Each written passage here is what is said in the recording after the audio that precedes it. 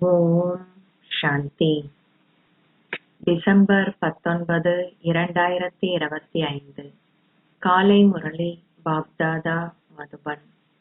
சாராம்சம். இனிய குழந்தைகளே, நீங்கள் இப்பொழுது வீடு திரும்ப வேண்டும் என்பதால் ஆத்ம உணர்வுடையவர்கள் ஆக வேண்டும். ஒரேயொரு தந்தையை நினைவு செய்யுங்கள். உங்களுடைய இறுதி எண்ணங்கள் உங்களை உங்கள் இடத்திற்கு அழைத்து செல்லும். கேள்வி: அற்புதமான தந்தை உங்களுக்கு எந்த அற்புதமான ரகசியத்தை வெளிப்படுத்தியுள்ளார்? பதில்: பாபா கூறுகிறார், குழந்தைகளே, இந்த அனாதியான அழிவற்ற நாடகம் ஏற்கனவே நிச்சயிக்கப்பட்டது. அதில் ஒவ்வொருவரினது பாகமும் நிச்சயிக்கப்பட்டுள்ளது. நிகழ்கின்ற எதுவுமே புதியதல்ல. தந்தை கூறுகிறார், குழந்தைகளே, இதில் என்னுடைய மகத்துவம் எதுவுமில்லை. நானும் நாடகத்தின் பந்தனத்தால் கட்டுண்டுள்ளேன். இந்த அற்புதமான ரகசியத்தை உங்களுக்கு கூறுவதால் அது தந்தை தனது பாகத்திற்கு அந்தளவு முக்கியத்துவத்தை கொடுக்காதது போன்றுள்ளது. பாடல். இறுதியில் நாம் காத்திருந்த அந்த நாளும் வந்துவிட்டது. ஓம் சாந்தி. இனிமையிலும் இனிமையான ஆன்மீக குழந்தைகள் இந்த பாடலை பாடுகின்றார்கள். உங்களை மீண்டும் ஒருமுறை ஆரோக்கியமானவர்களாகவும் செல்வந்தர்களாகவும் ஆக்குவதற்காகவும் தூய்மை, அமைதி, சந்தோஷம் என்ற உங்களுடைய ஆஸ்தியை உங்களுக்கு கொடுப்பதற்காகவும் தந்தை ஒரு கல்பத்திற்கு பின்னர் வருகின்றார் என்பதை குழந்தைகளாகிய நீங்கள் புரிந்து கொள்கின்றீர்கள். அந்த பிராமணர்களும் ஆசீர்வாதங்கள் கொடுக்கின்றார்கள். நீங்கள் நீண்ட ஆயுளை கொண்டிருப்பீர்களாக. நீங்கள் செல்வந்தர்களாக ஆகுவீர்களாக. பல குழந்தைகளை பெறுவீர்களாக. குழந்தைகளாகிய நீங்கள் ஓர் ஆஸ்தியை பெறுவதால் ஆசீர்வாதம் என்ற கேள்விக்கே இடமில்லை. குழந்தைகளாகிய நீங்கள் கற்கின்றீர்கள். 5000 ஆண்டுகளுக்கு முன்னரும் கூட தந்தை உங்களுக்கு கற்பித்தல்களை கொடுத்து உங்களை மனிதரிலிருந்து தேவர்களாகவும் சாதாரண மனிதரிலிருந்து நாராயணனாகவும் மாற்றினார் என்பது உங்களுக்கு தெரியும். கற்கின்ற குழந்தைகளுக்கு அவர்கள் என்ன கற்கின்றார்கள் என்பதும் யார் அவர்களுடைய ஆசிரியர் என்பதும் தெரியும். அவர்களுக்கு இடையேயும் கூட அவர்கள் செய்கின்ற முயற்சிக்கேற்ப வரிசை கிரமமாகவே இது அவர்களுக்கு தெரியும். ராஜ்யம் ஸ்தாபிக்கப்படுகிறது, அதாவது தேவராஜ்யம் ஸ்தாபிக்கப்படுகிறது என்பது உங்களுக்கு தெரியும் என்று குழந்தைகளாகிய நீங்கள் கூறுவீர்கள். ஆதி சனாதன தேவி தேவதா தர்மம் ஸ்தாபிக்கப்படுகின்றது. முன்னர் நாங்கள் சூத்திரர்களாக இருந்தோம். நாங்கள் இப்பொழுது பிராமணர்கள் ஆகியுள்ளோம். பின்னர் நாங்கள் தேவர்களாக ஆகுவோம். தாங்கள் சூத்திர குலத்திற்கு உரியவர்களாக இருக்கின்றோம் என்பது உலகிலுள்ள எவருக்கும் தெரியாது. இது உண்மையானது என்பது குழந்தைகளாகிய உங்களுக்கு தெரியும். தந்தை உங்களுக்கு உண்மையை கூறி சத்தியமான பூமியை ஸ்தாபிக்கின்றார். சத்திய யுகத்தில் பொய், பாவம் முதலானவை இருக்காது. கலியுகத்தில் மாத்திரமே அஜாமிலை போன்ற பாவாத்மாக்கள் இருக்கின்றார்கள். இந்நேரம் இது ஆழ் நரகமாகும். நாளுக்கு நாள் ஆழ் நரகம் வெளியே புலப்படும். நாளுக்கு நாள் உலகம் மென்மேலும் தமோபிரதான் ஆகின்றது என்பதை நீங்கள் புரிந்து கொள்ளும் வகையிலேயே மனிதர்கள் செயல்களை செய்கின்றார்கள். இதில் காமமே கொடிய எதிரியாகும். அரிதாக வெகு சிலராலேயே தூய்மையாக நிலைத்திருக்க முடிகின்றது. ஆரம்ப காலத்தில் பக்கிரிகள், சமயத் துறவிகள் கூறுவதுண்டு, 12 முதல் 13 வயதுள்ள சிறுமிகளும் கூட பிள்ளைகளை பெற்றெடுக்கும் வகையில் கலியுகம் இருக்கும். அது இந்த நேரமே ஆகும். குமாரர்களும் குமாரிகளும் தொடர்ந்தும் அழுக்கான செயல்களை செய்கின்றார்கள்.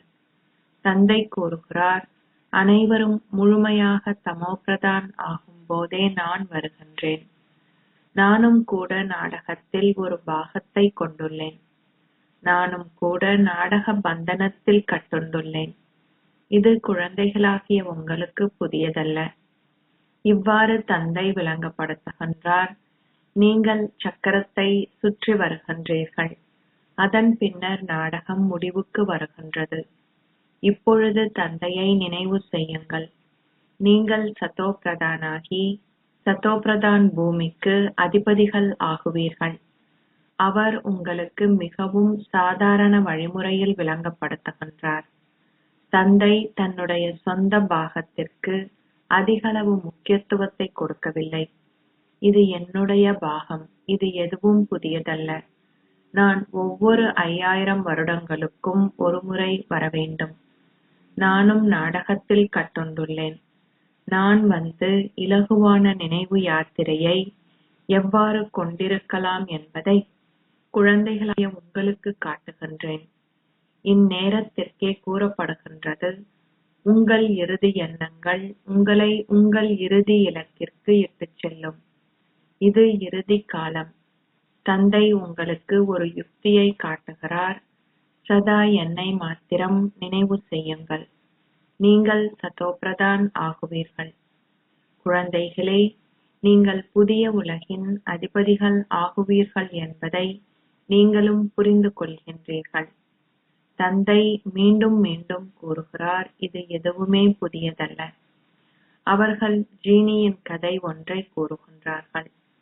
தனக்கு ஏதாவது வேலை வேண்டுமென அது கூறிய போது ஏணியில் மேலேறி கீழே இறங்குமாறு அதற்கு கூறப்பட்டது. தந்தையும் கூறுகிறார், இது ஏறுவதும் இறங்குவதும் பற்றிய நாடகமாகும். நீங்கள் தூய்மை அற்றவர்களில் இருந்து தூய்மையானவர்களாகவும் தூய்மையானவர்களிலிருந்து தூய்மை அற்றவர்களாகவும் ஆக வேண்டும். இது கடினமானதல்ல. இது மிகவும் இலகுவானது என்றாலும் நீங்கள் எதனுடன் யுத்தம் புரிய வேண்டியுள்ளது? இதை புரிந்து கொள்ளாததால் அவர்கள் சமய நூல்களில் ஒரு யுத்தத்தை காட்டுகிறார்கள். உண்மையில் ராவணனாகிய மாயையை வெற்றி கொள்வதற்கு மிகப்பெரிய யுத்தம் இடம்பெறுகிறது. குழந்தைகளாகிய நீங்கள் தந்தையை மீண்டும் மீண்டும் நினைவு செய்கையில் உங்களுடைய நினைவு துண்டிக்கப்படுகிறது என்பதை நீங்கள் அவதானிக்கிறீர்கள். மாயை ஜுவாலையை அணைத்து விடுகிறாள். இதன் அடிப்படையில் குலே பகவாலி, பூனை வந்து விளக்கை தட்டிவிடுகின்றது என்ற கதை உள்ளது. குழந்தைகள் வெற்றி அடைகின்றார்கள்.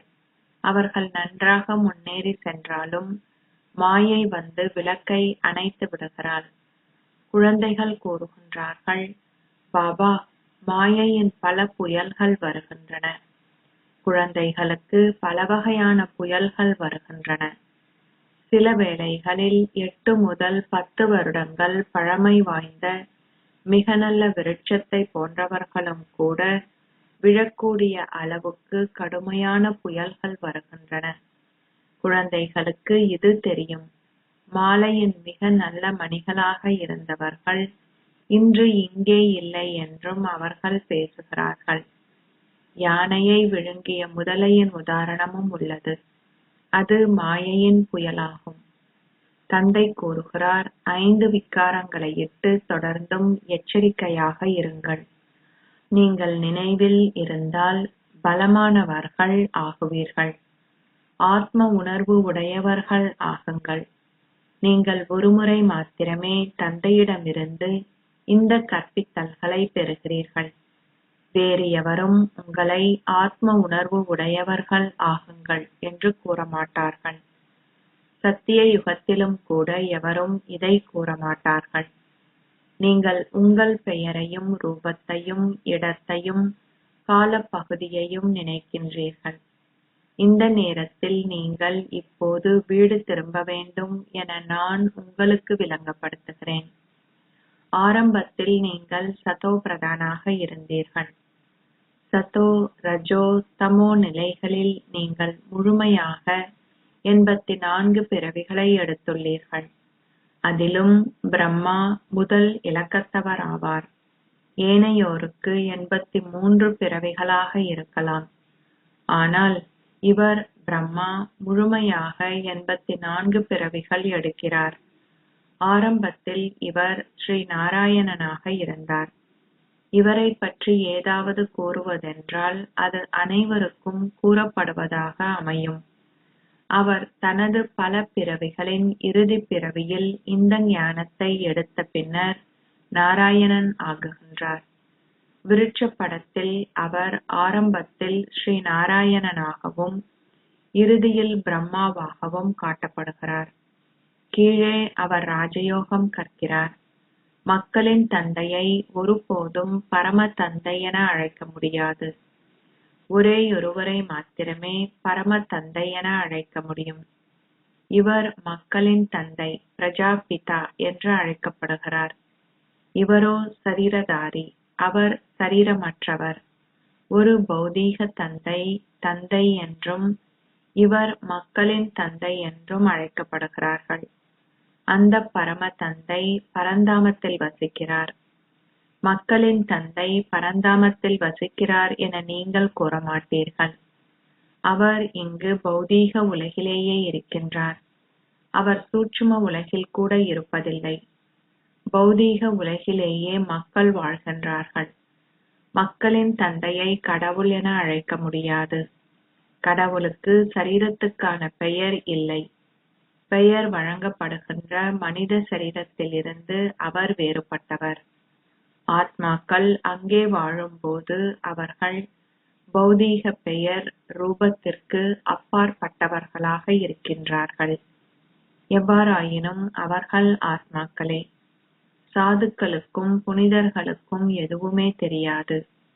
அவர்கள் தமது இல்லறத்தை விட்டு சென்றாலும் அவர்கள் உலக விகாரங்களில் அனுபவப்பட்டவர்கள்.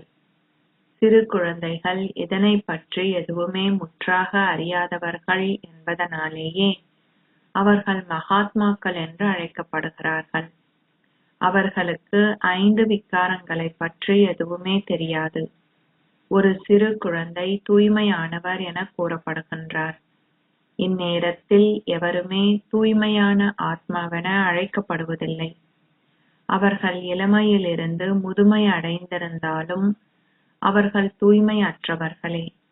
தந்தை விளங்கப்படுத்துகிறார், ஒவ்வொருவருக்கும் தமக்கென ஒரு தனிப்பட்ட பாகம் நாடகத்தில் பதியப்பட்டுள்ளது. இச்சக்கரத்தில் நீங்கள் எத்தனை சரீரத்தை எடுக்கின்றீர்களோ, எத்தனை செயல்களில் ஈடுபடுகின்றீர்களோ அனைத்தும் மீண்டும் இடம்பெறும். அனைத்திற்கும் முதலில் நீங்கள் ஆத்மாவை இனங்காண வேண்டும். அத்தனை சிறிய ஆத்மாவில் 84 பிறவிகளின் அழியாத பாகம் பதியப்பட்டுள்ளது. இதுவே அதி அற்புதமான விஷயம். ஆத்மா அழியாதவர். நாடகமும் அழியாதது. இது முன்னரே நிச்சயிக்கப்பட்டது. எப்போது இது ஆரம்பித்தது என்பதை உங்களால் கூற முடியாது. இதுவே இயற்கை என கூறப்படுகிறது. ஆத்மா எப்படியானவர் என்பதை பற்றியோ நாடகம் எப்படி படைக்கப்பட்டது என்பதை பற்றியோ எவராலும் எதுவும் செய்ய முடியாது. ஒரு கடலிற்கும் வானத்திற்கும் எப்படி எல்லை இல்லையோ இதுவும் அழியாத நாடகமாகும். இது மிகவும் அற்புதமானது. பாபா எவ்வாறு அற்புதமானவரோ அவ்வாறே இந்த ஞானமும் அற்புதமானது. எவராலும் இந்த ஞானத்தை உங்களுக்கு கொடுக்க முடியாது. பல நடிகர்கள் தமது சொந்த பாகத்தை நடிக்கிறார்கள். எப்போது இந்த நாடகம் படைக்கப்பட்டது என எவரும் கேள்வி எழுப்ப முடியாது. பலரும் வினவுகிறார்கள், இன்பமும் துன்பமும் நிறைந்த உலகை கடவுள் ஏன் படைத்தார்? எவ்வாறாயினும் அது அனாதியானது. பிரளயம் ஏற்படாது. அது அனாதியானது என்பதால் அது ஏன் படைக்கப்பட்டது என நீங்கள் கேட்க முடியாது. நீங்கள் விவேகமானவர்கள் ஆகும்போது மட்டுமே தந்தை உங்களுக்கு ஆத்மாவின் ஞானத்தை கொடுக்கிறார். நீங்கள் நாளுக்கு நாள் முன்னேறுகிறீர்கள். ஆரம்பத்தில் பாபா உங்களுக்கு மிகவும் குறைவாகவே விளங்கப்படுத்தினார். அவை அற்புதமான விஷயங்கள்.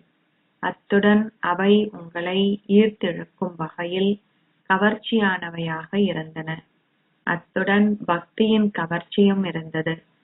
கம்சனின் இடத்திலிருந்து கிருஷ்ணர் கொண்டு செல்லப்பட்டார் என சமய நூல்களில் காட்டப்படுகிறது.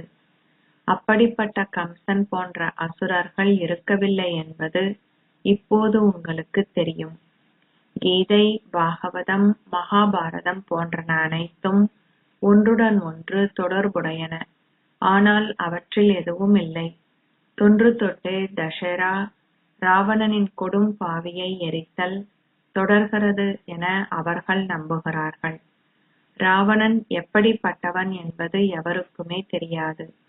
தேவர்கள் அனைவரும் கீழிறங்கி வரும்பொழுது தொடர்ந்தும் தூய்மையற்றவர்கள் ஆகுகிறார்கள். அவர்கள் தூய்மையற்றவர்கள் ஆகியதால் அவர்களே அதிகளவு அழைத்தார்கள். எனவே அவர்கள் அழைக்கிறார்கள், ஓ தூய்மையாக்குபவரே! தந்தை மட்டுமே இவ்விஷயங்களை விளங்கப்படுத்துகிறார்.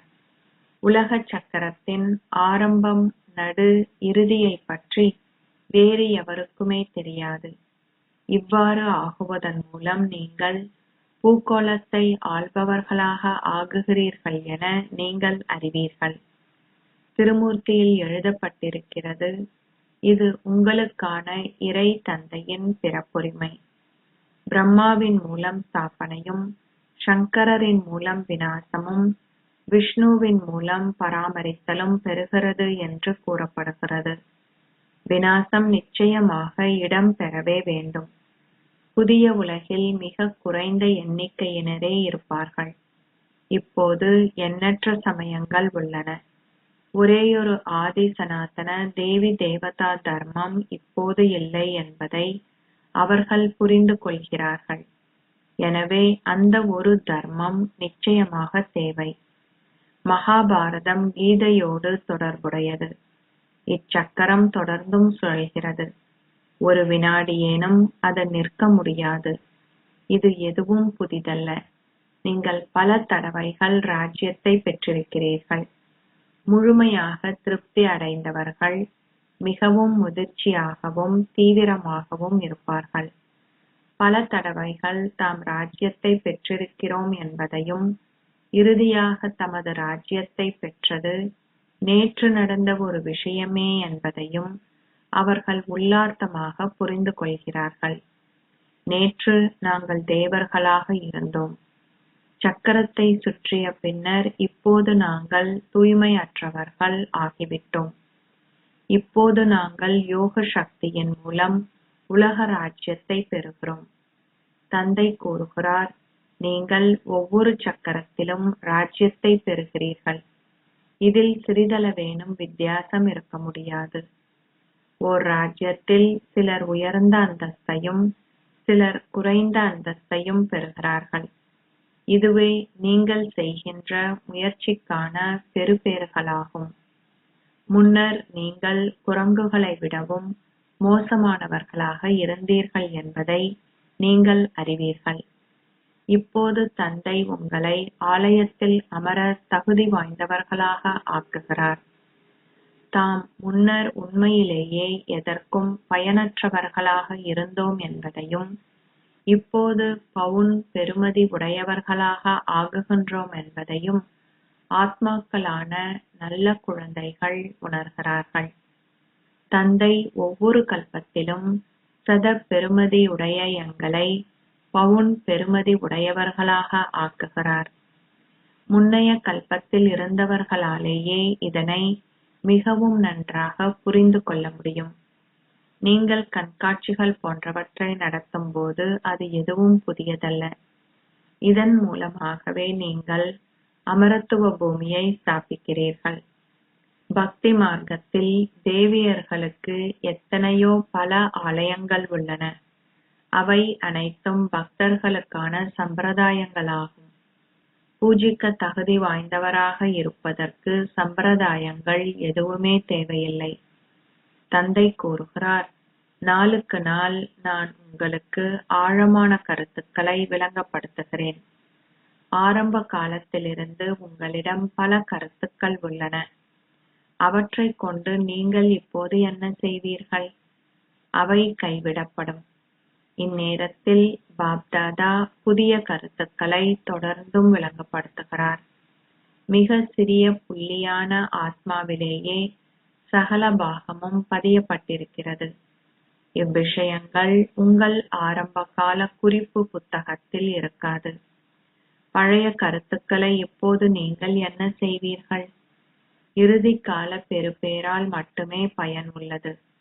தந்தை கூறுகிறார், முன்னைய கல்பத்திலும் நான் இதை அவ்வாறே பேசினேன். நீங்கள் வரிசை கிரமமாக தொடர்ந்து கற்கிறீர்கள். சில பாடங்களில் நீங்கள் தளம்பலாம். தொழிலில் கூட தீய சகுனம் உள்ளது.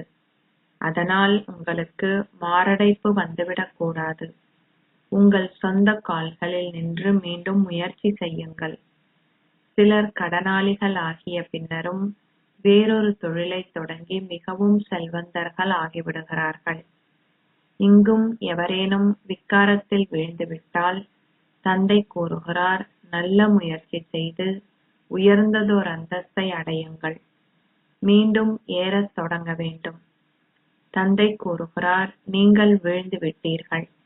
எனவே மீண்டும் நீங்கள் இப்பொழுது மேலே ஏற வேண்டும். பலரும் வீழ்ந்த பின் மீண்டும் மேலே ஏற முயற்சிக்கிறார்கள். பாபா அதற்கு தடை விதிப்பதில்லை. அப்படியான பல ஆத்மாக்கள் வருவார்கள் என்பது தந்தைக்கு தெரியும். தந்தை கூறுவார், முயற்சி செய்யுங்கள். அவர்கள் குறைந்தபட்சம் ஓரளவுக்காவது உதவியாளர்கள் ஆகுவார்கள். இது நாடகத்துக்கு அமையவே நடைபெறுகிறது என கூறப்படுகிறது. தந்தை கூறுவார், ஓகே குழந்தாய், இப்போது உங்களுக்கு திருப்தியா? நீங்கள் பெருமளவு தடுமாறினீர்கள். இப்போது மீண்டும் ஒருமுறை முயற்சி செய்யுங்கள். எல்லையற்ற தந்தையை இவ்வாறு கூறுவார் இல்லையா? பலரும் பாபாவை சந்திக்க வருகிறார்கள். நான் அவர்களிடம் கூறுவதுண்டு, எல்லையற்ற தந்தை கூறுவதை நீங்கள் செவிமடுக்க மாட்டீர்களா? நீங்கள் தூய்மையாக மாட்டீர்களா? தந்தை தன்னை ஆத்மா என கருதி ஆத்மாக்களோடு பேசுகிறார். எனவே அம்பு நிச்சயமாக இலக்கை தாக்குகிறது. உதாரணத்திற்கு, அம்பினால் ஒரு பெண் தாக்கப்பட்டால் அவள் கூறுவாள், நான் இச்சத்தியத்தை செய்வேன். கணவனோ அம்பினால் தாக்கப்படாமல் இருக்கலாம். அவள் முன்னேறி செல்லும் போது கணவனையும் முன்னேற்ற முயற்சி செய்வாள். மனைவிகளால் இந்த ஞானத்துக்கு அழைத்து வரப்பட்ட அத்தகைய பல ஆண்கள் உள்ளனர்.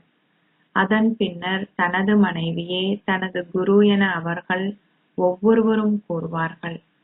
அந்த பிராமணர்கள் ஒரு திருமண பந்தனத்தை நடத்தி வைக்கும்போது மணப்பெண்ணிடம், இனி உனது கணவனே உனக்கு கடவுள் என கூறுகிறார்கள். இங்கு தந்தை கூறுகிறார், ஒரேயொரு தந்தையே உங்களுக்கு அனைத்தும் ஆவார். என்னுடையவர் ஒருவரேயன்றி வேறு எவரும் அல்லர். அனைவரும் அவரையே நினைவு செய்கிறார்கள்.